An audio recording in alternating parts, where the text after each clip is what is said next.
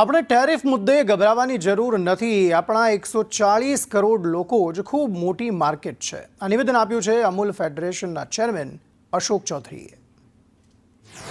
અશોક ચૌધરીએ કહ્યું કે આંતરરાષ્ટ્રીય સ્તરે ટેરિફમાં થતા ફેરફારોથી અમૂલ ફેડરેશનને કોઈ ખાસ અસર થશે નહીં. ચૌધરીએ જણાવ્યું કે આપણે 140 કરોડ લોકોનું ખૂબ મોટું માર્કેટ છીએ, તેથી આપણે ટેરિફના મુદ્દે ગભરાવાની જરૂર નથી.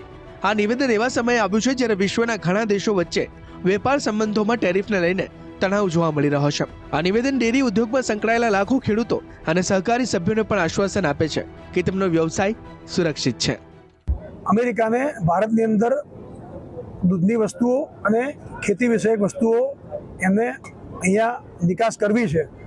એ નિકાસ થાય તો આપણા પશુપાલકોને અને ખેડૂતોને ખૂબ મોટું નુકસાન થાય એમ છે.